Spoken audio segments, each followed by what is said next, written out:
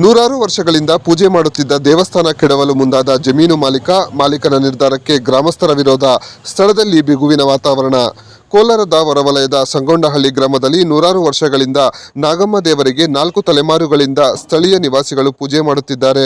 Muniyappa ಎಂಬುವರಿಂದ Mohammed Arab ಎಂಬುವರಿಗೆ ಮಾರಾಟ ಮಾಡಿದ್ದ ಭೂಮಿಯಲ್ಲಿ ಏಜಾಜ್ ಪಾಷಾ ಕಡೆಯವರು ರಾತ್ರೋರಾತ್ರಿ ದೇವಸ್ಥಾನ ಕೆಡವಲು ಜೆಸಿಬಿ ಸಮೇತ ಬಂದು ದೇವಸ್ಥಾನ ಕೆಡವಿದ್ದಾರೆ ಹಾಗೂ ಶುಕ್ರವಾರ ಗ್ಯಾಸ್ ಕಟರ್ ಮೂಲಕ ದೇವಸ್ಥಾನ ಮೇಲೆ ಚಾವಣಿ ತೆಗೆಯಲು ಮುಂದಾಗಿದ್ದಾರೆ ಎಂದು ಸ್ಥಳೀಯರು ಆರೋಪಿಸಿದ್ದಾರೆ.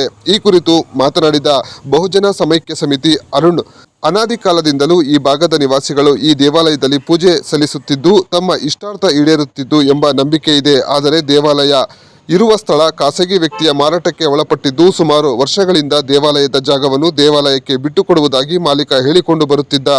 ಆದರೆ ಇದೀಗ ಏಕಾಏಕಿ ದೇವಾಲಯ ಕೆಡವಲು ಜೆಸಿಬಿ ಮೂಲಕ ತಡರಾತ್ರಿ ಮುಂದಾಗಿದ್ದು ನಿಧಿ ಕಾರ್ಯಕ್ಕೆ ಶೋಧ ನಡೆಯುತ್ತಿದೆ ಎಂಬುವ ಅನುಮಾನ ಗ್ರಾಮಸ್ಥರಲ್ಲಿ ಆತಂಕ ಮೂಡಿಸಿದೆ.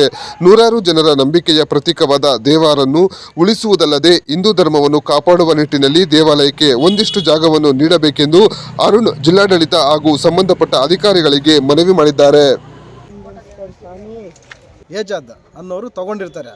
ಊರು ಗ್ರಾಮಸ್ಥರಿಗೆ ಏನು ಹೇಳಿರ್ತಾರೆ ಅಂದರೆ, ಇವರು ನಾನು ಅಲ್ಲಿ ಜಾಗ ಬಿಟ್ಕೊಡ್ತೀನಿ ಅಂತ ಹೇಳಿರ್ತಾರೆ. ಅರ್ಥ ಆಯ್ತಾ? ಬಿಟ್ಕೊಡ್ತೀನಿ ಅನ್ನೋ ನೆಪದಲ್ಲಿ ಸೈಟ್ಗಳು ಮಾಡಿ ನಿಧಾನ ಸೈಟ್ಗಳು ಮಾಡಿ ಮಾಡಿ ಮಾಡಿ ಮಾಡಿ ಇವಾಗ ನೈಟ್ ಬಂದುಬಿಟ್ಟು ಇದನ್ನ JCB ತೊಗೊಂಡು ತೆಗೆಯೋದಾಗ್ಬೋದು. ಇವಾಗ ಬೆಳಗ್ಗೆ ಬಂದಿದ್ರು ಗ್ಯಾಸ್ ಕಟ್ಟಿಂಗ್ ಎಲ್ಲ ತೊಗೊಂಬಂದು ತೆಗೆಯೋವಂಥ ಪ್ರಯತ್ನ ಮಾಡಿದ್ದಾರೆ. ಗ್ರಾಮಸ್ಥರೆಲ್ಲ ನಿಲ್ಲಿಸಿ ಹೋರಾಟ ಮಾಡ್ತಾಯಿದ್ದೀವಿ. ಇಲ್ಲಿ ದಯವಿಟ್ಟು ನಮ್ಮ ಧರ್ಮ ಉಳಿಬೇಕು, ಸನಾತನ ಧರ್ಮ ಉಳಿಬೇಕಂದ್ರೆ ದಯವಿಟ್ಟು ಇಂಥ ಕೆಲಸಗಳೆಲ್ಲ ಮಾಡೋಕ್ಕೆ ಹೋಗಬೇಡಿ. ಕುಮ್ಮತ್ತುಗಳು ಮಾಡೋದು, ಇಲ್ಲಿ ನೈಟ್ ಬರೋದು, ನಿಧಿ ಎತ್ತಕ್ಕೆ ಬರ್ತಾರೋ ಏನು ಮಾಡ್ತಾರೋ ಗೊತ್ತಿಲ್ಲ. ನೈಟು 1 ಗಂಟೆ ಆದರೆ JCB ಇರುತ್ತೆ, ಜನ ಇರ್ತಾರೆ, ಅವ್ರ ಕಡೆ ಎಲ್ಲ ಬಂದು ಇಲ್ಲಿ ದೌರ್ಜನ್ಯ ಮಾಡ್ತಾರೆ. ಬೆಳಗ್ಗೆ ಬಂದು ಕೂಡ ನಮ್ಮ ಮೇಲೆ ದೌರ್ಜನ್ಯ ಮಾಡಿದ್ದಾರೆ.